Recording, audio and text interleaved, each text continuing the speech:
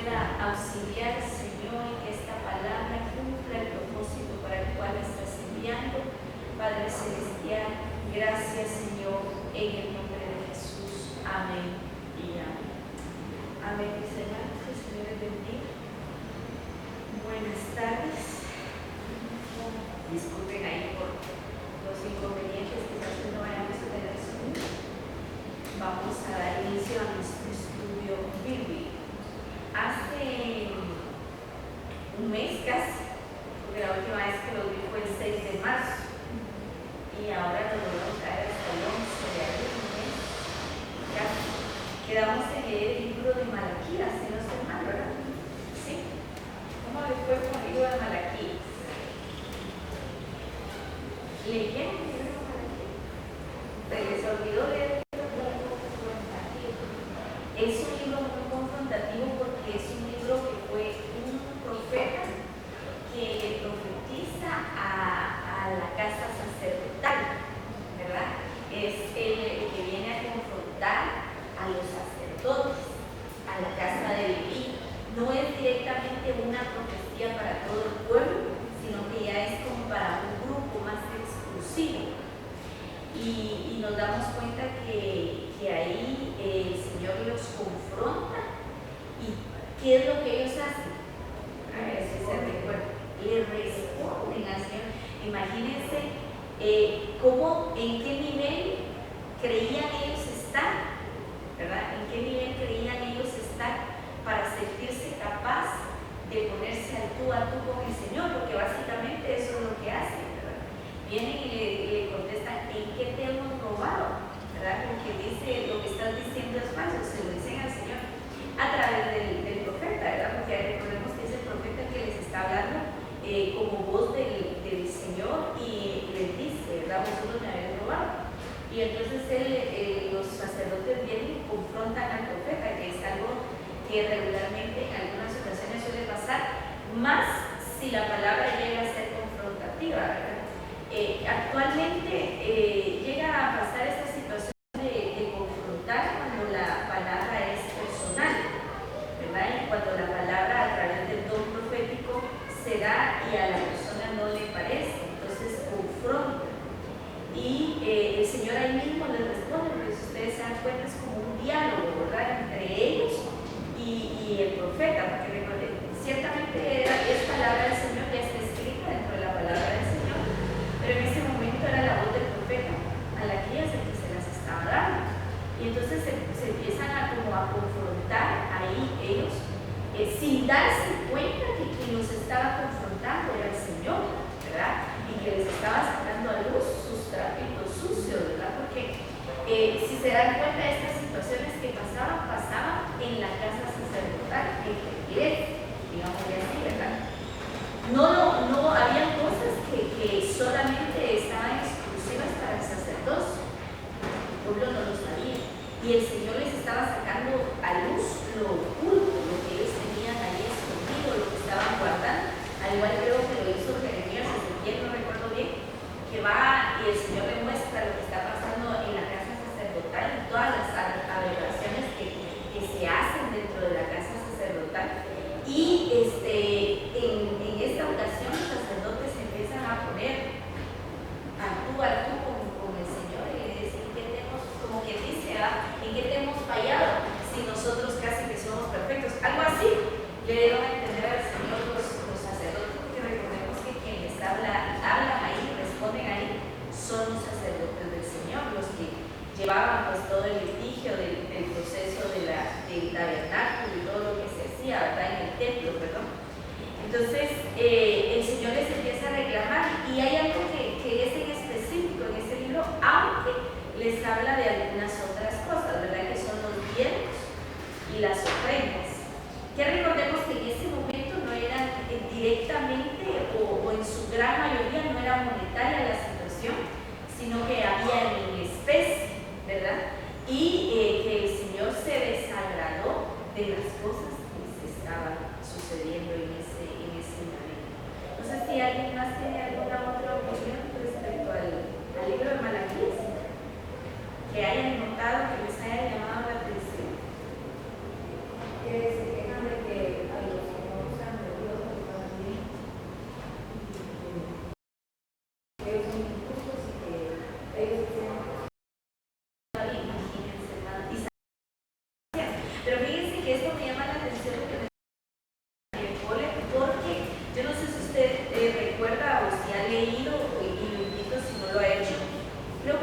Salmos hay un salmista que también hace un cántico y le dice al Señor que a los perversos les va bien.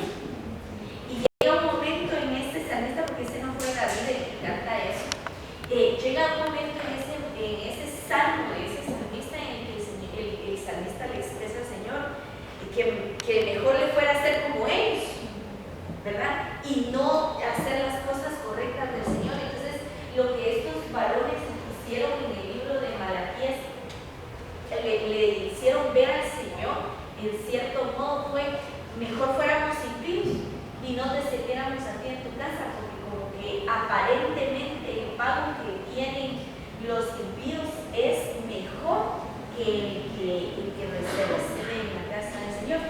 En el Salmo, no recuerdo exactamente qué Salmo es, pero en el Salmo, el varón que canta este Salmo inmediatamente se arrepiente, y luego pues empieza a ver ahí unas series de cánticos de arrepentimiento.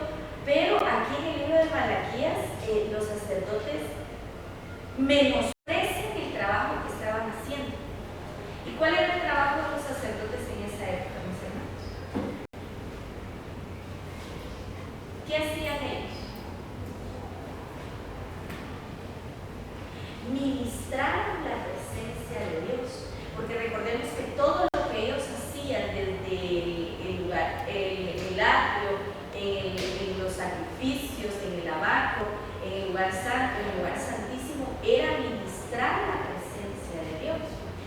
Y ellos lo que hicieron, en pocas palabras, fue menospreciar el trabajo que ellos hacían, diciendo que era de menor paga a lo que hacían los impíos. Lo menospreciaron.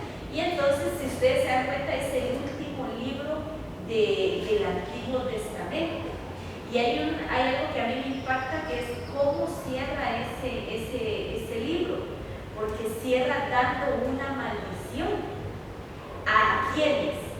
A los sacerdotes. Recordemos otra vez que este libro fue escrito para los sacerdotes. Y hay muchas personas, ¿verdad, hermano?, que llegan a menospreciar el trabajo en la casa del Señor. Y en algún momento en nuestra mente quizás ha cruzado, el enemigo nos lo ha puesto a decir: miren aquel que anda pecando, que se anda revoltando en el pecado, que es un impío, que no tiene temor de Dios, le va mejor que a nosotros, ¿verdad? Yo no sé si usted lo ha observado, porque en su mente en algún momento ha cruzado esas palabras de llegar a decir: este anda haciendo y deshaciendo, es un borracho, es un aquí, y le va mejor porque tiene más dinero. Y llegan esos pensamientos a la mente de uno, pero recordemos siempre que ciertamente ellos podrán tener placeres y gozos en esta tierra, pero la vida eterna no la tienen. Mientras que nosotros hemos heredado la vida eterna a través de Cristo Jesús. Eso es algo que los que están en el mundo no lo tienen. Que nosotros debemos de aprender a valorar lo que somos, porque dice la palabra que el Señor a través de su Hijo nos constituyó reyes y sacerdotes. O sea, ocupamos la posesión de la profecía hacia los que fueron profetizó Malaquías, hacia los sacerdotes, porque ahora nosotros somos reyes y sacerdotes, ¿verdad? Y que no se nos vaya a pasar, ¿verdad? Recordemos que todo el Antiguo Testamento nos sirve a nosotros como sombra del presente, del vivir diario de la iglesia, que no nos vaya a pasar a nosotros lo que le pasó a los sacerdotes en Malaquías, ¿verdad? Que llegamos a creernos, a tener un cierto nivel que llegamos incluso a tratar de tú a tú con el Señor. Hay veces que se nos olvida o no es que se nos olvide, yo siento que llegamos a cierto punto de insensibilidad ante la presencia de Dios, que entonces cuando ya viene un hermano a querer corregir, cuando ya viene un vaso a dar una palabra, la insensibilidad de nuestro corazón ya se fue perdiendo la sensibilidad y nuestro corazón se empieza a poner duro, y entonces tratamos de debatir con los hermanos. Yo no sé si a usted le ha pasado en algún momento que ha tenido la oportunidad de hablar con una persona que estuvo en la iglesia, que sirvió en la iglesia, o que va a la iglesia los domingos, por ejemplo, nada más, y que usted viene y trata la manera de hablar, de decirle: mira, regresar a la iglesia, o mira, y ya están duros, y su forma de ver las cosas cambiaron y se endurecen en su corazón. Es exactamente lo que le pasó a los profetas de Malaquías.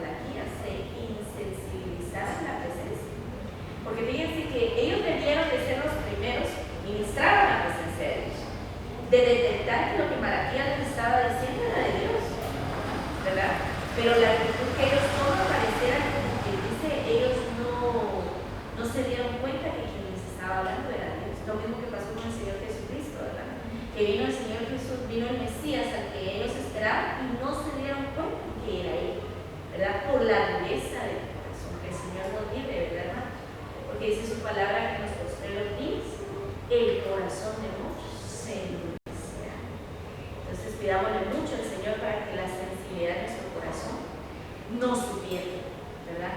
Porque el mundo está tremendo, está arrasando con muchas personas y la dureza empieza a entrelazarse. Yo no sé si usted se ha dado cuenta la actitud de la iglesia acá, no vayamos tan lejos, aquí mismo, ¿verdad? De la iglesia habrá amor en la iglesia, habrá sensibilidad a la presencia del Señor en la iglesia.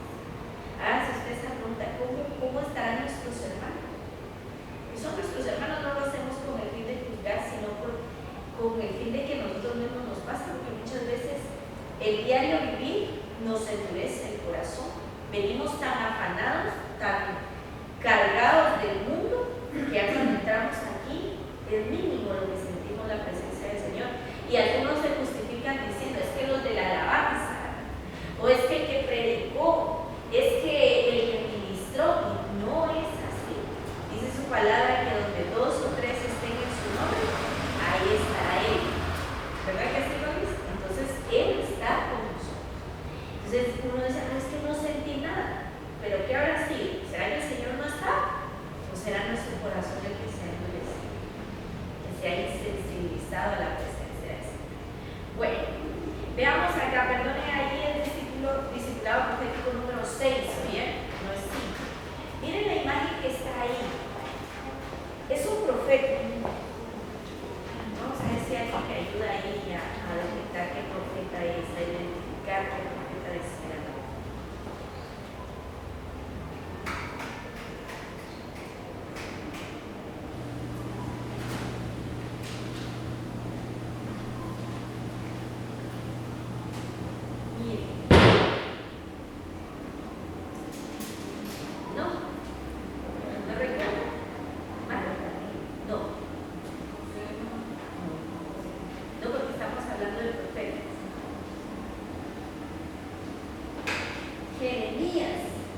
Jeremías le apodaron el profeta chillón.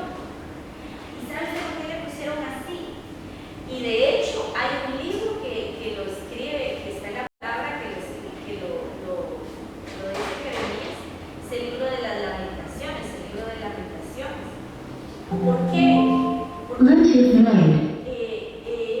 era un profeta que estaba muy y que él sabía que lo que le estaba diciendo el pueblo iba a pasar, y por eso él sufría y lloraba porque hay uno en Lamentaciones, es los 2 libros que venían en Lamentaciones son largos, los vamos a leer pero tal vez más adelante, pero en Lamentaciones él dice: oh Israel, ¿verdad? Lo ve, él está abajo y sufre por lo que Israel iba a pasar, porque él se los estaba diciendo, les estaba diciendo que se arrepintieran, y el pueblo, lejos de arrepentirse, lo repudiaba. Y ahí es una de las situaciones que pasa con Jeremías, que lo meten a un... Después de tenerlo ahí en el pozo, se acerca y le dice a Jeremías: Jeremías, aún hay palabra del Señor estando ahí donde estás.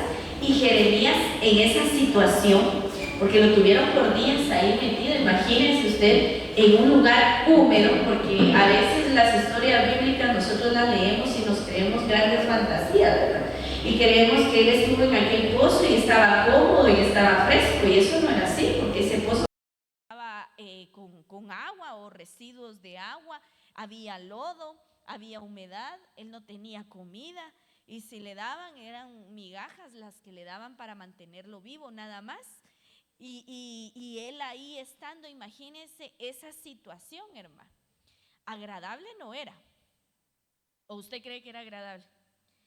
Era duro, porque a él lo meten ahí a causa de dar palabra del Señor, de profetizar palabra del Señor, lo van y lo meten porque el pueblo y el rey ya estaban cansados de estarlo oyendo, y el rey dice: no, agárrenlo y métenlo al pozo, y como que el rey todavía con remordimiento va a ver si aquel está vivo y le pregunta: Jeremías, ¿aún hay palabra de Dios ahí?, como burlándose de él. Y Jeremías se voltea y la respuesta impacta, hermanos, porque ese varón estaba hambriento, sediento, con frío, dolido, me imagino, porque yo no creo que lo hayan bajado suavecito, sino que de plano lo dejaron ir y se haber lastimado ese varón.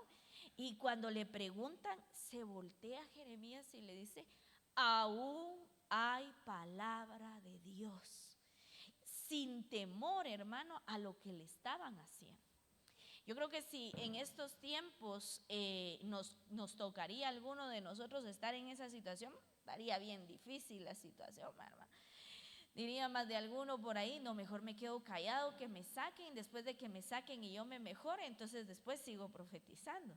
Porque pues por lógica y por bienestar humano, ¿verdad? Creo que esa sería nuestra lógica, que me saquen, me recupero y ya después les sigo profetizando. Pero Jeremías no se cayó.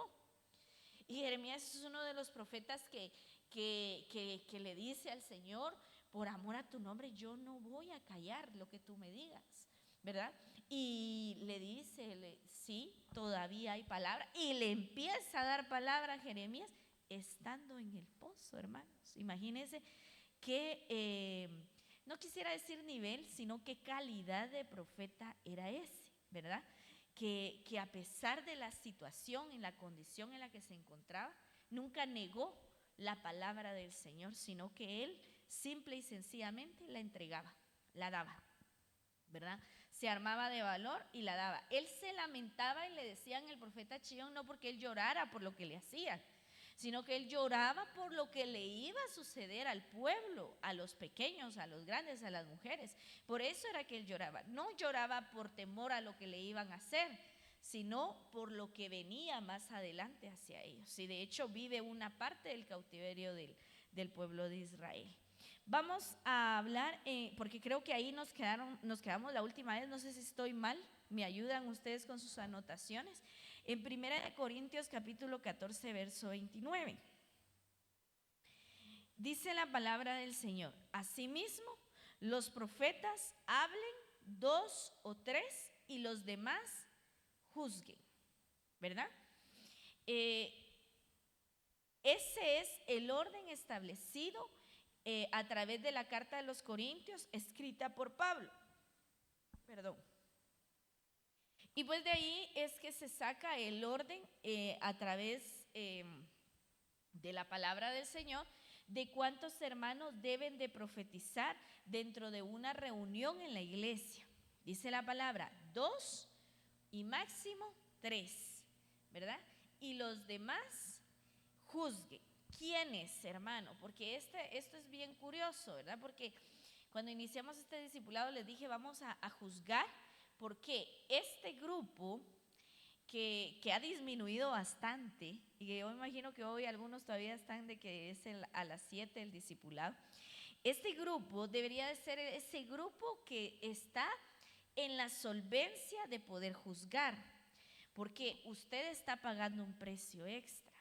No cualquiera puede juzgar, hermano, porque muchos dicen, ¿verdad? Y se escudan por querer señalar al vaso, o por querer señalar a la iglesia, o incluso a un ministerio, señalar a una persona a través de una palabra que se dio, y dice, y se escudan, ¿verdad? Y lo toman a su conveniencia y lo dicen, ¿verdad? En 1 Corintios dice: y los demás juzguen. Pero ¿quiénes deben de juzgar esa palabra?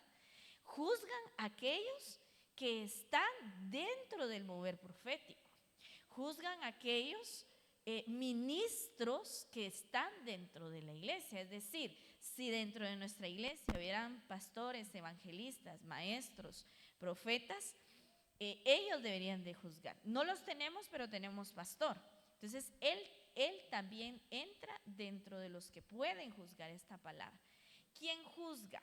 Miren acá. Juzguen viene de la palabra griega diacrino, que significa separar totalmente, discriminar, discernir, disputar, dudar. Pero esta acción debe de ser realizada por profetas o ministros que se mueven dentro de la unción profética. Por eso les digo yo que dentro de los que juzgan vamos a estar los que estamos en este discipulado. Tal vez no ahorita ni tampoco al 100 en estos momentos, pero sí va a llegar un momento en que a través del estudio de la palabra y el sometimiento a la palabra del Señor de nuestras vidas, vamos a poder tener la capacidad de poder discernir y discriminar, ¿verdad? Lo que dice ahí, cada una de estas palabras. No cualquiera, hermano.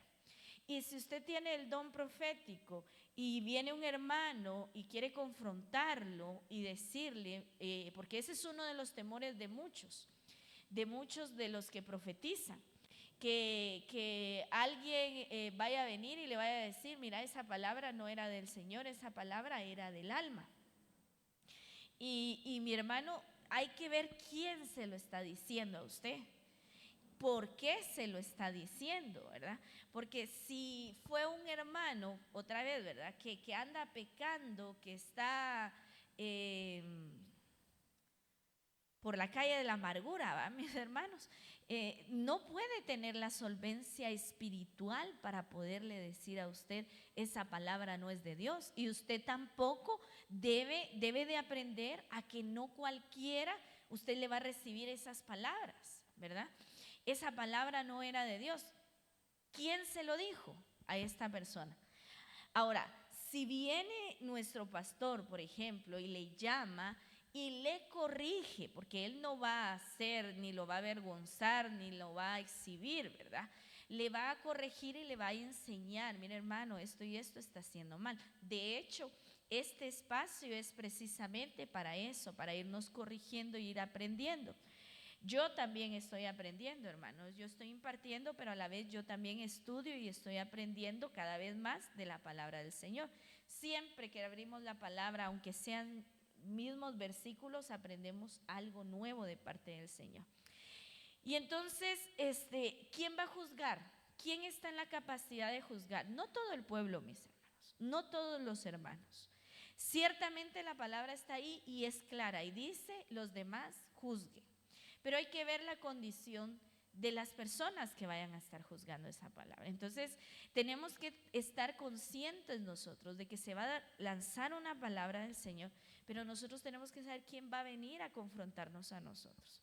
Puede ser, ¿verdad?, que haya un hermano, una hermana que quiera confrontar y que traiga una base bíblica, ¿verdad? Pero, ¿cómo está la condición espiritual de esa persona? Esa es una, ¿verdad? Porque no podemos permitir que alguien que no está espiritualmente bien venga a querer a humillarlo a usted, ¿verdad? Por ejemplo, si alguien, usted da una palabra del Señor. A veces cuando uno empieza cuesta, ¿verdad? Y bueno, pero la dio. Y viene alguien con envidia y viene a quererle señalar a usted, mira, lo que dijiste está mal. Lo primero que usted a partir de hoy ya sabe es, ¿quién me lo está diciendo? ¿Será que la vida espiritual de este hermano está bien? Viene todos los días a la iglesia, se congrega, sirve, está en los servicios de Santa Cena, se ministra la Santa Cena, estudia la palabra del Señor. Entonces, esa persona puede ser válida, pero si no, hermano, en automático usted cierre sus oídos y diga no, porque quien puede juzgar, vuelvo a repetirle, son los ministros y aquellos que se mueven dentro de la unción profética, dentro del movimiento profético que se está levantando en esta casa, es decir, los que estamos en estos estudios, ¿verdad? Entonces, ellos podrían tener la capacidad y aún, hermano, no todos, ¿verdad?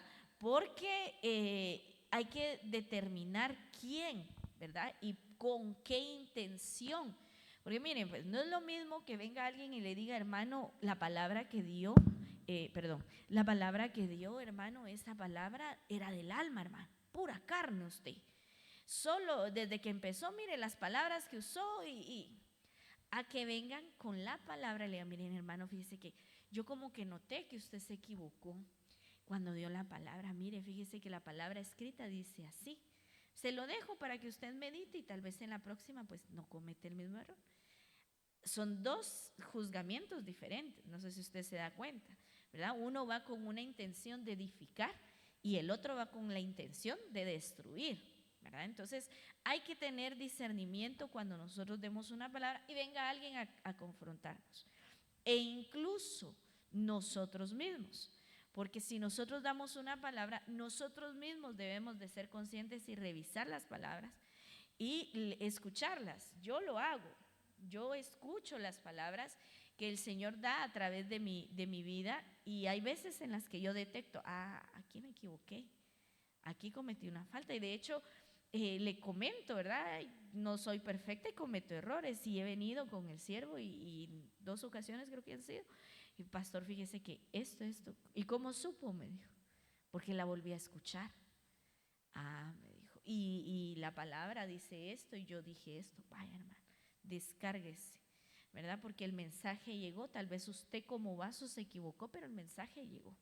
Entonces es bueno que nosotros mismos, ¿verdad? Que qué mejor, ¿verdad, hermano? Antes de que llegue alguien más, que nosotros mismos vengamos y escuchemos lo que nosotros estamos diciendo y digamos, ahí como que se me fue la onda o no estoy cumpliendo con lo que nos están enseñando, ¿verdad? Veamos aquí, las profecía individual. La profecía individual siempre será parcial, progresiva y condicional.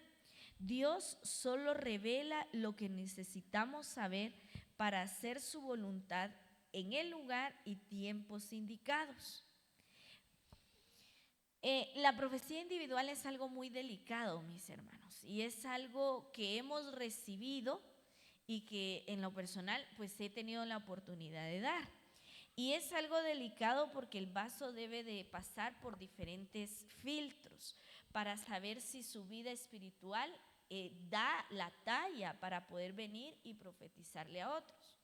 Muchas personas tratan de profetizar y dar palabras y el alma de las personas actualmente está muy dada a querer saber cosas, ¿verdad?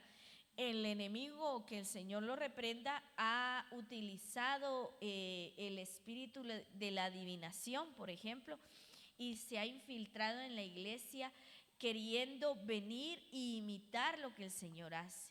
Por eso es que cuando nosotros recibimos una profecía individual, una profecía personal hacia nosotros, debemos de examinarla primero, ¿verdad? En base a la palabra del Señor, y también tener el cuidado de qué vamos a tomar y qué no podemos tomar, ¿verdad? Y juzgarla personalmente. Ahora bien, esta palabra dice es parcial, no es una palabra, ¿cómo les explico? No es una palabra que sea absoluta, que si el vaso dijo eso, así se va a cumplir y así va a ser. No, es parcial, es progresiva y es condicional a muchas cosas. Quiero comentarle algo que yo vi esta semana rápidamente. Hablaba de una mujer que fue cautiva en una guerra interna de uno de los países de Latinoamérica. Ella la agarraron, la metieron presa, como presa política, y dentro de estando presa, pues la estaban torturando, la estaban castigando y estaban violentando de muchas maneras a esta persona. Y dice que ya llevaba muchos días, ¿verdad?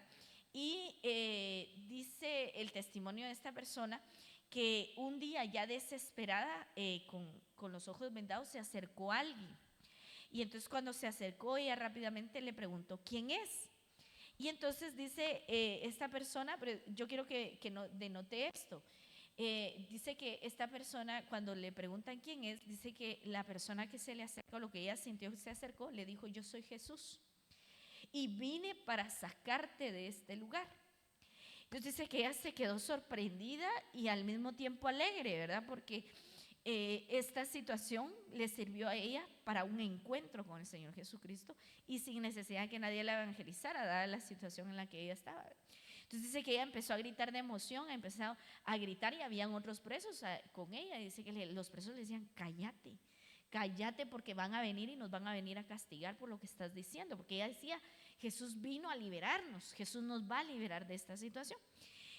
Y entonces dice que ella, la liberación no sucedió de inmediato. Dice que pasaron, según ella recuerda que llevaba ahí la cuenta, pasaron entre 7 a 10 días para que ella fuera liberada. Cualquiera en el lugar hubiera dicho, ¿verdad, mis hermanos?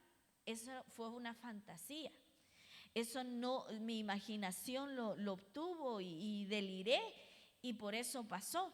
Sin embargo, dice que ella guardaba la esperanza de que quien le había ido a hablar había sido Jesús y que la iba a liberar. Y pasados 7 o 10 días, pongámoslo, pasó. ¿A dónde quiero llegar al compartirle este testimonio? De que es progresiva. ¿Sí? Aquella mujer recibió una promesa de parte de Dios que la iba a sacar del lugar en donde estaba, pero no sucedió al instante. Lo mismo pasa con las profecías personales, no suceden en el instante, aunque nosotros quisiéramos que así pasara. Es progresiva y muchas, en su gran mayoría, son condicionadas a ciertos aspectos. Y por ejemplo, revisando la Biblia, vemos algunas profecías que no se cumplieron por la desobediencia o la actitud de quien recibió la profecía. Por ejemplo, el reinado de Saúl fue quitado. Saúl fue quitado del reino. El propósito de Dios no era quitarlo de él. Él tenía una promesa para Saúl y su descendencia. Sin embargo, la desobediencia de Saúl provocó que la palabra que le habían dado a él del reino fuera quitado, ¿verdad? Entonces, miren lo que provocó que esa profecía no se cumpliera, que ese reinado no se cumpliera: una desobediencia. Y muchas veces nosotros recibimos palabra o se da alguna palabra y no se cumple, y entonces empieza la duda, ¿verdad? ¿Será que era del alma, era de aquí o era de allá? No, simplemente la persona que recibió la palabra tuvo alguna actitud, hizo alguna acción que impidió que la palabra se cumpliera. Vemos el caso de Jonás y Nínive, ¿verdad? Jonás va y profetiza y él sabía, por eso fue que huyó de la presencia del Señor. Él sabía que Dios en algún momento, y de hecho lo dice Jonás, yo sabía que tú eras un Dios misericordioso y que por eso yo no quería ir a profetizarles. Y no se cumplió la destrucción. ¿Pero por qué? En Nínive hubo una acción que provocó que esa profecía se detuviera. ¿Qué hicieron? Se humillaron. Entonces, pueden haber profecías, por ejemplo, de juicio, de algo que puede venir, pero si la actitud de quien la recibe es una actitud de humillación, de acercamiento más al Señor, pues la profecía no se cumple, ¿verdad? Según el comportamiento de ellos. La promesa a David. David tenía promesa de que él iba a reinar, ¿verdad? Y si lo vemos espiritualmente, pues de la descendencia de David viene nuestro Señor Jesucristo y el reino será para siempre. Pero si lo vemos físicamente, David perdió el reino. David perdió el reino. ¿Por él? No, lo perdió Salomón, ¿verdad? David obtuvo la promesa, pero Salomón tuvo acciones que hicieron que perdiera el reino, ¿verdad? Se desvió su corazón por la causa de las mujeres. ¿Quién? ¿David? No, David se mantuvo firme. Quien se desvió fue el hijo, fíjense. Sé que pueden haber promesas y profecías que nosotros tenemos acerca de nuestra descendencia, que nuestra descendencia puede echar a perder o bien puede rescatar alguna promesa. Son 3 ejemplos, ¿verdad? Algunas profecías son condicionales y su realización depende del comportamiento y la obediencia hacia Dios. Otras profecías son incondicionales y se cumplen independientemente de cualquier otra acción. Por ejemplo, profecías escritas en la palabra, el regreso del Mesías o la venida del Mesías en el Antiguo Testamento. Lo profetizaron la mayoría de los profetas. La venida del Mesías, ¿se cumplió? Sí. aunque el comportamiento del pueblo fue malísimo, fue malo, ¿verdad? Porque no fue el mejor pueblo, ¿verdad? Siempre tuvieron sus fallas, sus errores, sus situaciones. Y la segunda venida de nuestro Señor Jesucristo. La segunda venida del Señor Jesucristo ha sido profetizada desde el Antiguo Testamento, lo profetiza Apocalipsis y lo dice el Señor antes de ascender al cielo, y aún no se ha cumplido, pero esa profecía se va a cumplir independientemente de lo que pueda suceder. Es una profecía que sí lleva en absoluto el cumplimiento de esa palabra. Amén. Vamos acá entonces. Vuelvo a mencionar esto porque creo es importante. Dios solo revela lo que necesitamos saber para hacer su voluntad en el lugar y el tiempo indicado. Muchas veces nosotros estamos muy dados a querer, los hermanos y nosotros mismos, ¿verdad? A querer saber cosas, qué va a pasar más adelante, que al único que le compete el futuro de nuestras vidas es a nuestro Dios, a nadie más. Ni nosotros mismos tenemos el derecho de saber eso. Lo que Él revela es lo que necesitamos saber nada más. Y si Él no revela más, es porque nosotros no lo necesitamos saber. Eso es como aquella situación de los dinosaurios, ¿verdad, hermano? Bueno, pero hay evidencia física de que los dinosaurios sí estuvieron, pero ¿por qué no está en la Biblia? O los ovnis, ¿verdad, hermano? Hay evidencia de que los ovnis, pero ¿por qué no está en la Biblia?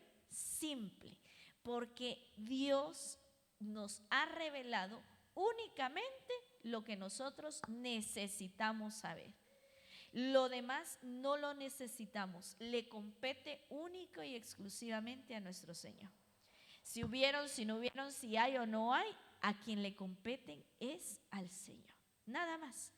Y lo que nosotros recibimos, lo que nosotros sabemos, lo que nosotros se nos es revelado, es lo que el Señor quiere que se nos revele. En la palabra hay muchos misterios, hermano. Hay muchos secretos del Señor. Hay muchas cosas más ocultas que aún han recibido pinceladas los siervos del Señor, el apóstol, nuestro pastor, algunos evangelistas, algunos maestros, han recibido cierta revelación de parte del Señor, nosotros mismos. Pero ¿será solamente eso? No, hay mucho más. Pero ¿por qué no se nos ha revelado? Porque pues quizás no ha llegado el tiempo, porque mire, el tiempo le pertenece al Señor. Y se nos es revelado a nosotros, a los siervos, lo que el Señor quiere que nosotros sepamos, nada más, ¿verdad? ¿Para qué? Para hacer su voluntad. Veamos ahora el espíritu de la profecía. Vamos a volver a hacer un repaso, hermanos. No es lo mismo el don profético, el ministerio profético, la unción profética, que el espíritu de la profecía. Son cosas totalmente diferentes una de las otras, ¿sí? El don profético es dado a través del Espíritu Santo, ¿sí? El ministerio profético es dado a través del Hijo. Es un ministerio establecido por el Hijo. La unción profética es algo que se mueve personalmente en cada persona y es dependiendo de la búsqueda que una persona tenga. Ahora, el espíritu de la profecía, mire esto, mire qué tremendo. El espíritu de la profecía es el que da testimonio de Jesús, es el testimonio de la profecía. Es decir, cuando nosotros escuchamos a una persona profetizar o profetizamos nosotros mismos, aparte de edificar a la iglesia, de guiar, de restaurar, ahí vamos a ver algunas situaciones, aparte de todo eso, cuando alguien profetiza, se mueve el espíritu profético. Cuando un siervo con ministerio profético está dando una palabra, está haciendo una acción profética, se mueve el espíritu profético. Cuando hay un mover de unción profética dentro de todo el pueblo, se mueve el espíritu profético. Ahora bien, el espíritu de la profecía no es el mismo que el Espíritu Santo. El espíritu de la profecía es el que da un testimonio más allá de profetizar, más allá de tener una acción profética, más allá de tener una unción profética. Se está dando un testimonio. ¿De quién? Del Señor Jesucristo. Cuando nosotros profetizamos, damos testimonio de que el Señor Jesucristo vive, reina y permanece. O sea, es un testimonio vivo, y podríamos decirlo que si el pueblo y los vasos estuvieran dispuestos, fuera un testimonio diario y constante de que el Señor Jesucristo vive, reina y permanece. Mire qué tremendo esto.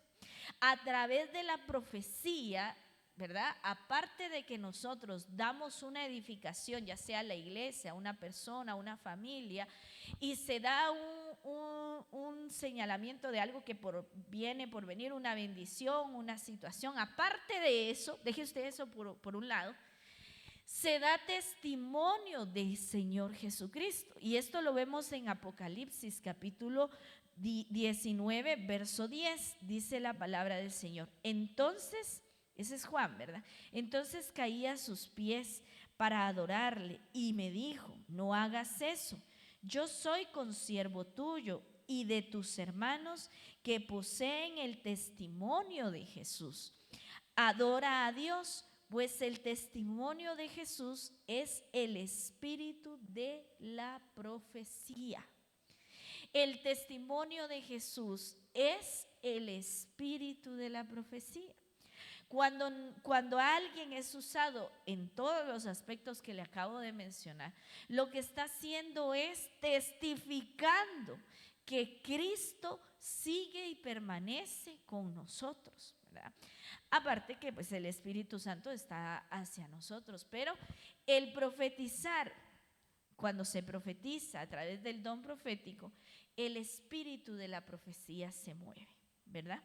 Y lo vemos ahí en Apocalipsis. Veamos dentro de esto, el espíritu de la profecía es el testimonio que Jesús ofrece, el cual testifica de Él mismo y de la sobrenaturalidad de Dios en nosotros y con nosotros, permitiéndonos a nuestra vez dar testimonio de Jesús. Hermano, mire qué privilegio tan grande el que tiene el don profético, el que llega a conseguir la unción profética, el que tiene el ministerio profético, y quienes se mueven bajo el espíritu profético. Miren, el espíritu profético es el que da testimonio de Jesús. ¿Quiénes deberíamos dar testimonio de Jesús? Todos los que somos cristianos, todos deberíamos de dar testimonio de Jesús. ¿Por qué? Todos deberíamos de profetizar. Lo dice Pablo, lo dice Moisés, ¿verdad? Cuánto anhelara yo que todos profetizaran. ¿Qué razón tenía él en aquel tiempo en el Antiguo Testamento? Lo vemos ahora en el Nuevo, que tenemos más beneficios, que tenemos más acceso al Padre, que tenemos más acceso al lugar santísimo. Dar testimonio de Jesús es el profetizar. Pero mire esto, es algo sobrenatural. ¿Por qué es algo sobrenatural, hermanos? ¿Alguien me puede ayudar ahí?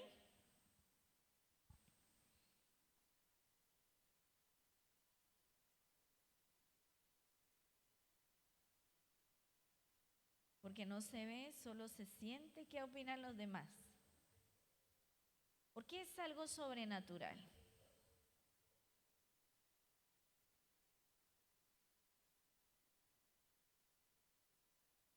Por tener esa conexión con Dios, sí, pero hay algo más, hermanos, hay algo más que usted lo ha experimentado, lo ha experimentado a nivel personal, ha escuchado testimonio respecto a eso.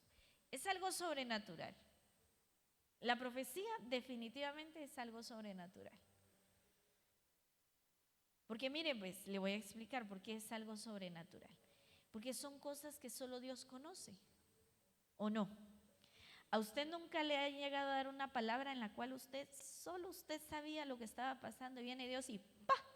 Usa un vaso y le da la palabra de lo que usted está viviendo que no se lo ha contado a nadie? ¿No le ha pasado? ¿Quién es ese? Dios. Y eso es algo sobrenatural, porque usted calladito lo tenía, no se lo había dicho a nadie se lo había comentado, y viene Dios y lo saca a la luz. O por ejemplo, el Señor saca a luz secretos de nuestro corazón. ¿Quién puede hacer eso? Solo Dios. Y es algo sobrenatural, porque aunque el enemigo ha tratado de imitarlo, lo ha tratado de hacer, no lo hace tan a cabalidad como lo hace el Señor. Uno se queda sorprendido, mis hermanos. Yo no sé si a usted le ha pasado, pero uno se queda sorprendido de decir, wow, esto nadie lo sabía, menos el hermano o la hermana que me está profetizando. Y el Señor me vino a decir tal cual lo que yo estoy viviendo. Eso es Dios. Y si usted no ha tenido la experiencia, pídale al Señor tener esa experiencia, el Señor se la va a dar. Por eso es que es algo sobrenatural. Aunque el enemigo lo ha tratado de imitar, y usted ve ahí los brujos que empiezan a medio decirle cosas ahí, no lo dicen a cabalidad como lo hace el Señor. Tan exacto, tan perfecto, tan a cabal como el Señor. Mire, hay cosas que a veces uno solo está pensando, ¿verdad? Y por su mente está nada más en algún momento de ministración. Por ejemplo, le voy a poner uno está con una necesidad económica, por ejemplo, y uno pasa acá a ministrarse y uno en su mente, ay, si los hermanos supieran por lo que yo estoy pasando. Señor, si tan solo me das una palabra.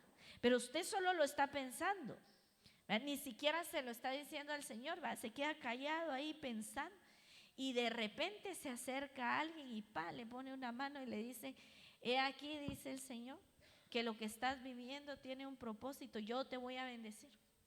La situación que estás viviendo pronto se va a acabar y yo te voy a bendecir. ¿Quién es ese? Sino Dios, a través de su espíritu y a través del espíritu de la profecía, ¿verdad? Entonces, por eso es que es algo sobrenatural. Eso no lo entiende el mundo allá afuera, eso no lo comprende las personas allá afuera. Aunque vamos a ver aquí algo muy curioso: la importancia y las funciones de la profecía. La profecía no debe de ser menospreciada. Mira, hermano, cuando usted le dé una palabra, yo sé que va a llegar el momento en el que más de algunos por aquí, ¿verdad? El Señor les va a dar la oportunidad de dar o recibir una palabra de quien sea. Usted no la menosprecie. Usted tome lo bueno, retenga lo bueno. Y si hay algo que usted cree que no era, que estaba de más, que dijeron de más, pues deséchelo, pero no menosprecie. Dice mucho menos anular. Nosotros no somos quienes para decir este sí, este no, aquel sí, aquel no, ¿verdad? O lamentablemente, ¿verdad? Nos dejamos guiar por nuestros ojos, por lo que ven nuestros ojos, y decimos, la hermana se ve muy humilde, a ella no, pero aquí a otra que sí se viste bien y que hace esto, entonces a ella sí. No, tampoco, no podemos hacer eso. Dice, pero toda debe de ser examinada cuidadosamente, reteniendo lo bueno, según 1 Tesalonicenses 5, 20 y 21, ¿verdad? Eso ya lo habíamos visto anteriormente, que debe de ser examinada, debe ser retenida y confrontada ¿con qué? Con la palabra, ¿verdad? Con la palabra escrita, la palabra profética más segura, que es la palabra escrita. Ahora, veamos algunas funciones. Son 7 funciones. Yo espero me dé tiempo. Y si no, me regala unos minutitos, hermano, porque aquí nos volvemos a ver hasta el mes de mayo, si el Señor lo permite, ¿verdad? Una de las funciones es que sirve para que el pueblo no se desenfrene. Proverbios 29, 18. Para que tengan el control de su vida espiritual y material. No es normal, hermano, que un hermano en Cristo, estando en la iglesia, conociendo que creemos en los dones espirituales del Señor, que creemos en la palabra profética más segura, que creemos en los 5 ministerios, entre ellos está el profético. No es normal que una persona no haya recibido una profecía en algún momento de su vida. ¿Por qué? Porque la profecía sirve para controlar al pueblo, para guiarlo por el camino que el Señor quiere que éste vaya, ¿sí? Entonces, si alguien llega a decir, no, es que yo no necesito, eso es falso, porque la misma palabra nos dice y nos enseña que esto de la profecía, ahí en Proverbios 29, 18 dice, sin visión, creo que es que usa la palabra visión en la versión Las Américas. Pero cuando nosotros examinamos esa palabra visión, nos lleva a la palabra profecía. Entonces, es imposible que una persona tenga su vida al 100% sin recibir una profecía. Y no necesariamente ministrarse, ¿verdad? O ir a liberación, no. Con el simple hecho de estar dentro del pueblo, en algún momento debe de recibir una profecía.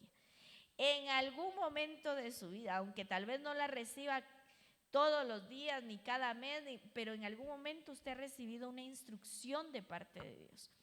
Y de hecho, no solamente personalmente, sino que también a nivel congregacional.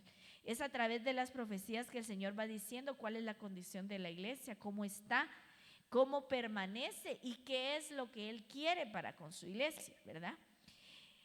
La profecía convence, juzga y revela los secretos del corazón. En 1 Corintios 14, 24 y 25 nos habla de eso, de esa parte sobrenatural que yo les mencionaba, del ver los secretos de nuestro corazón. Dice, la profecía convence a los incrédulos y deja al descubierto cosas secretas guardadas en los corazones. Ahí en esa cita bíblica dice, ¿verdad? ¿Y qué pasaría si entre vosotros hubiese un incrédulo y alguien va y le da una profecía y por esta profecía el incrédulo deja de ser incrédulo y cree en el Señor Jesucristo? Para eso puede servir la profecía. Es una de sus funciones, para convencer, para juzgar y para revelar, ¿verdad? La condición de esta persona. Por ejemplo, esta persona puede haber llevado una vida desordenada y el Señor va y le habla y le dice exactamente lo que está diciendo. ¿Qué hace ahí? Ahí está juzgando, está revelando, pero al mismo tiempo también convence para que su corazón vuelva al Señor Jesucristo. Es decir, que en una sola profecía pueden pasar las tres cosas, ¿verdad? El convencer, el juzgar y el revelar, las tres condiciones en una profecía. ¿Cuándo se le puede llegar a dar a un incrédulo, verdad, hermano? Inclusive algún hermano que pueda estar en la iglesia, que viene a la iglesia pues solamente por religión, porque lo traen, por pasar el tiempo, ¿verdad? O por querer tener una apariencia. Veamos, otra de las funciones es que la profecía que Dios revela, en la profecía Dios revela el estado espiritual y material de las personas y da indicaciones para mejorar y advertencias en caso de no obedecer. Esa es otra función de la profecía, ¿verdad? Dios revela el estado espiritual de una persona. Por ejemplo, puede revelar que no está orando, que no está teniendo comunión con el Señor. ¿Cuál es el propósito? ¿Juzgar? ¿El propósito es menospreciar? No, el propósito es que esta persona se levante en el Señor y pueda ser convencida por el Espíritu Santo para volverse nuevamente al Señor. O cuando hay desobediencia, ¿verdad, mis hermanos? En algún momento puede haber una desobediencia por alguna situación, pues entonces viene la palabra del Señor a confrontar, ¿verdad? Para que el corazón del desobediente se humille y vuelva nuevamente al Señor.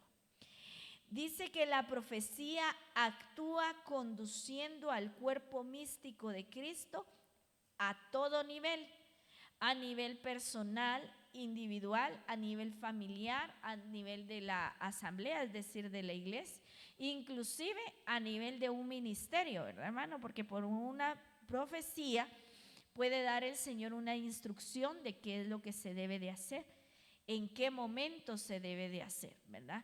Dar instrucciones claras de ciertas situaciones.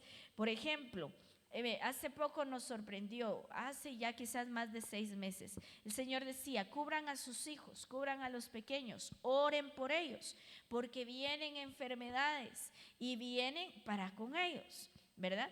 Y pues en el momento pues se hizo y qué bueno con aquellos padres que lo han seguido haciendo.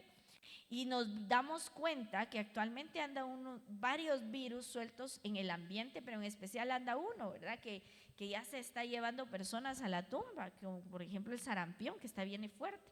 No es una enfermedad nueva, sin embargo está viniendo con más fuerza. Unos meses más y viene otra vez el mentado dengue, la chikungunya y todo lo que viene detrás de ellos, ¿verdad? Y el Señor lo dijo, lo advirtió. Entonces ahí se está cumpliendo esta función. El Señor está conduciendo, está advirtiendo, está diciendo qué es lo que debemos de hacer. ¿Para beneficio de quién? De su pueblo. Porque esa es la función de la profecía, dar instrucción. Veamos acá. La profecía edifica. 1 Corintios capítulo 14, verso 13. De la palabra griega oikodemo, que significa arquitectura, estructura, confirmación. Esto es la profecía. Viene para que la iglesia y sus miembros tengan arquitectura y estructura. No solamente la forma espiritual externa, sino internamente tengan la estructura que les permita crecer y sostenerse en Cristo.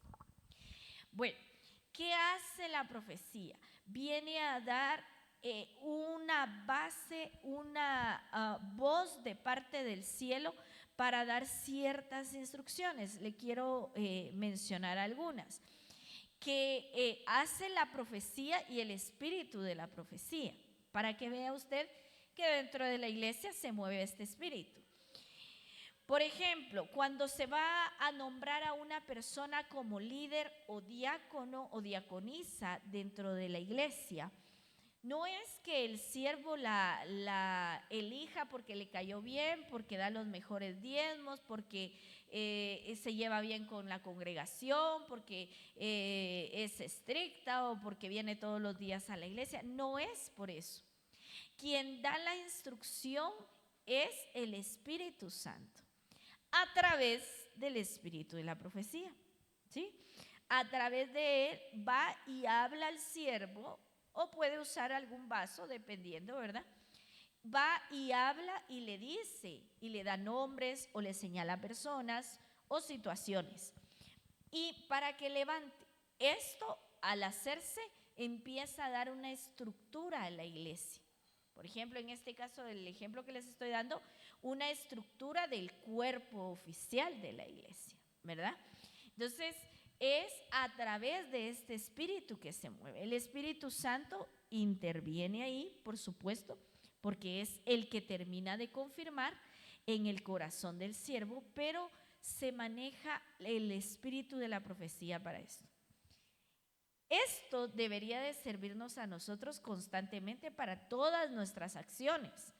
Consultarle al Señor para que Él nos hable y nos dé a nosotros una estructura de qué es lo que Él quiere para nuestras vidas, ¿verdad? No solamente para la iglesia, sino para nuestro diario vivir. Bueno, y vamos acá. Dice, la profecía exhorta.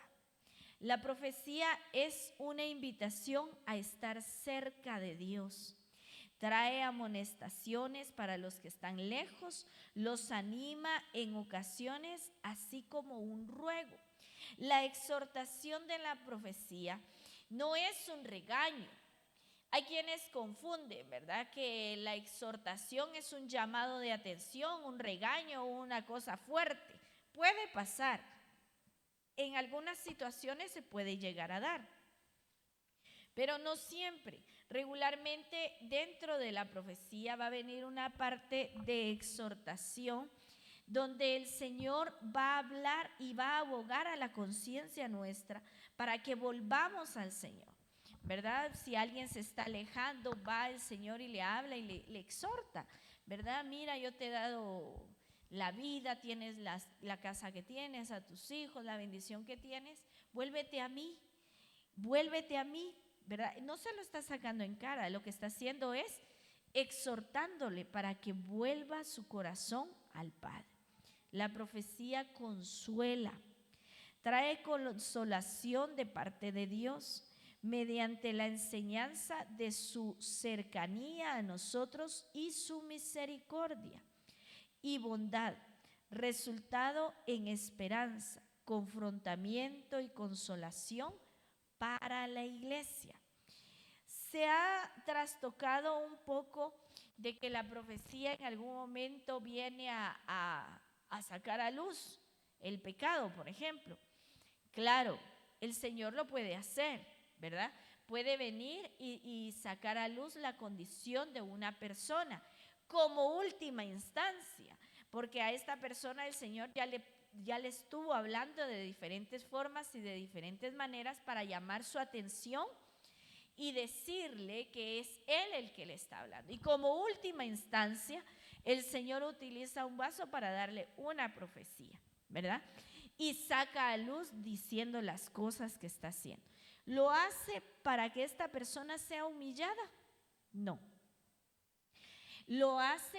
El Espíritu lo hace con la idea de exhortar, de llamar al arrepentimiento y que el corazón de esta persona vuelva al Señor, se acerque nuevamente al Señor, no para alejarla, hermano. Yo estuve en un ministerio donde se daban las profecías y era para sacarle a luz y eran para alejar, ¿verdad? Lejos de exhortar. En muchas ocasiones profetizaron que las personas se iban a morir, te vas a morir, te va a pasar un accidente y te vas a morir. Vaya pues. Y entonces ya no se acercaban al Señor porque le amaban, sino que por miedo. Y si me alejo del Señor me va a pasar algo. Y eso no es así, hermanos. Uno no puede estar en la iglesia por miedo. Uno debe estar en la congregación, en la iglesia, buscando al Señor por amor, porque uno le ama. Por eso lo debe buscar. Cuando uno le ama y se acerca a Él, va a tener beneficios. El Señor lo va a cuidar, lo va a respaldar, le va a dar. Pero cuando uno está en la iglesia por miedo de que no le vaya a pasar eso, es como aquellos hermanos que están aquí en la iglesia por miedo de quedarse en el arrebatamiento, porque sí los hay, hermano. Están en la iglesia porque tienen miedo de quedarse en la gran tribulación. Y no están por amor, están por miedo. Y ese concepto de que si yo no busco de Dios me van a pasar cosas malas, es cierto, le van a pasar cosas malas, eso sí es cierto, pero no bajo el temor, hermano, porque Dios no quiere gente con miedo cerca de Él, no, sí, lo que quiere es que nosotros le amemos. El amor echa fuera todo temor, dice la palabra. No estar a la par del Señor porque, ay, si me voy un poquito me van a volar la cabeza, como en algún momento puede llegar a suceder. No, la profecía no es ese su fin. Su fin es exhortar, edificar, consolar, levantar y que se acerquen al Señor. Una de las cosas que hay que tener mucho cuidado es esto, hermano. Yo me recuerdo que hace algún tiempo una hermana, yo alcancé a oír, yo no sé si se ha preguntado en algún momento, usted dirá, yo no escucho que la hermana Cindy ore como ora cuando ora al frente, ¿oh? Y hay dos situaciones, le voy a abrir mi corazón, me voy a ministrar con usted. Como hoy son pocos, ¿verdad? Pocos se van a enterar. Los que no vinieron se la perdieron. Miren, pues, no es lo mismo orar allá enfrente que orar uno ahí personalmente, ¿verdad? Es totalmente diferente. Cuando estamos acá, estamos dirigiendo a la iglesia y no se puede hacer de la misma manera. Pero hay varias situaciones que pasan cuando uno ora, fíjese, y cuando uno tiene experiencias en el Señor más. Pero hay ocasiones en las que yo parezco loro, hermano. Y si el Espíritu a mí no me calla, yo no dejo de hablar. Yo hablo, hablo y hablo y hablo. Me ha tocado aprender. Y fíjense que a mí me impacta porque dice la palabra que nuestro Señor Jesucristo aprendió obediencia por dolor. Y a mí me ha tocado aprender obediencia y a veces me ha tocado sufrir, ¿verdad? ¿Cómo? Si sufrió el Señor Jesucristo, ¿quiénes somos nosotros, hermano? Para no... Bueno, la cuestión es de que yo hablo y hablo y hablo. Y es que el Espíritu Santo me dice, calla, porque a veces Él va a hablar. Y entonces hay veces que a uno no le alcanza el tiempo, pero el Señor calla. Y hay veces que me dice, calla y escucha. Y para enseñarme algo. Y entonces callo y escucho. A veces no escucho nada, hermano. O sea, la iglesia callada, que apenas se oye uno que otro. Y he tenido la experiencia que el Señor me dice, calla y escucha. Y hay hermanos que están orando y están intercediendo. Entonces, pero una ocasión el Señor me dijo, calla y escucha. Y había una hermana cerca que estaba orando. Y fíjese, hermano, que esta hermana estaba diciéndole al Señor, tiene el don profético. Saca a luz el pecado, decía. Como 2 o 3 hermanas he escuchado, mujeres. Saca a luz el pecado. Padre Santo, dije yo. Señor, mejor sigo orando. Padre Celestial, no, calla y escúchame, decía el Señor. Pero ¿qué tengo que andar yo escuchando oraciones ajenas, ¿verdad, hermano? Que uno no tiene que andar escuchando oraciones ajenas. Calla y escucha. ¿Y a qué oración, mire, hermano? Por sacar a luz el pecado de los jóvenes. Y yo, Señor. ¿Sabe, hermano, que cuando uno ora para que el Señor saque a luz el pecado, el primer pecado que el Señor va a sacar a luz es el de uno, del que está orando? Y cabal, 3 he escuchado y a las 3 el Señor les ha sacado a luz el pecado. El Señor escuchó su oración. Por eso es que mire, yo le aseguro, hermano, que el Señor está en este lugar y que el Señor escucha nuestras oraciones. Porque le vuelvo a repetir, yo he escuchado. Y estas 3 hermanas, a mí me han llamado mucho la atención y me ha impactado grandemente porque oraron con aquel fervor de saca a luz el pecado. Y mire, hermano, si el Señor lo va a sacar, que lo saque Él y no porque yo se lo pida. Porque si alguien tiene la solvencia para decir saca a luz el pecado y usted está pues así que a eso le faltan las alas para irse al cielo, qué bueno. Pero de ahí yo creo que ninguno, hermano. Porque como le hicieron a aquella mujer que querían apedrear, el que esté libre de pecados, que arroje la primera piedra, les dijo Jesús. Y nadie le arrojó piedras. Y entonces yo digo, qué fuerte y qué delicado, ¿verdad? Entonces, cuando a nosotros nos digan, hermano, que oremos en dirección de que el Señor saque a luz el pecado, antes de orar, póngase a cuentas con el Señor. Porque estas 3 hermanas, cabal, con el tiempo, ¿verdad? Salieron unas cosas que el Señor se encargó de ellas, ¿verdad? Pero digo yo, qué tremendo porque Dios nos escucha. Así que cuando usted ore aquí en la casa del Señor, tenga cuidado lo que dice, porque Él está aquí y está escuchando. Y muchas otras experiencias que he tenido, a mi hermano, pero le quiero llamar la atención a esa porque Él escuchó y Él cumplió, ¿verdad? Él cumplió. Pero cuando nosotros pedimos algo, mis hermanos, primero vamos nosotros. Eso es como cuando uno predica o cuando uno enseña. ¿A quién le habla primero la palabra? Al vaso que la recibió para poderla expandir a la congregación. Entonces, hay 7 funciones fueron las que vimos hoy. Seguramente habrán más, hermano, funciones de la profecía. Pero las principales son esas. El próximo mes, porque los vuelvo a ver hasta el mes de mayo, vamos a tener nuevamente nuestro discipulado. Y quiero dejarles ahí en su corazón, si pueden leer el libro de, espérenme, porque a mí se me cruzan los nombres de los libros de la Biblia, hermano, espérenme, aquí lo tenía.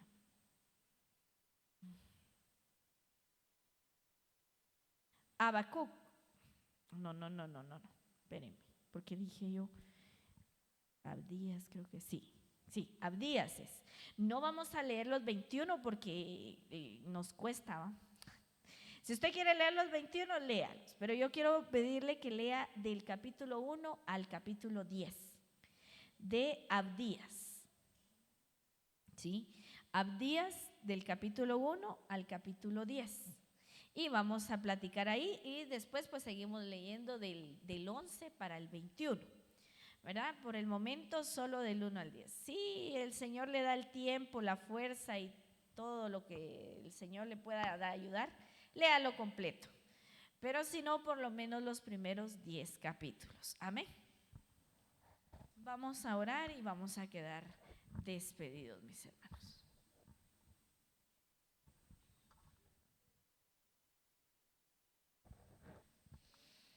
Padre, en esta preciosa noche te agradecemos, Señor, porque estuviste con nosotros en este lugar. Gracias, Padre Celestial, porque tu misericordia ha sido buena con nosotros, porque has sido fiel, Señor, a tu palabra. Gracias, Padre, por esta palabra que nos has dado.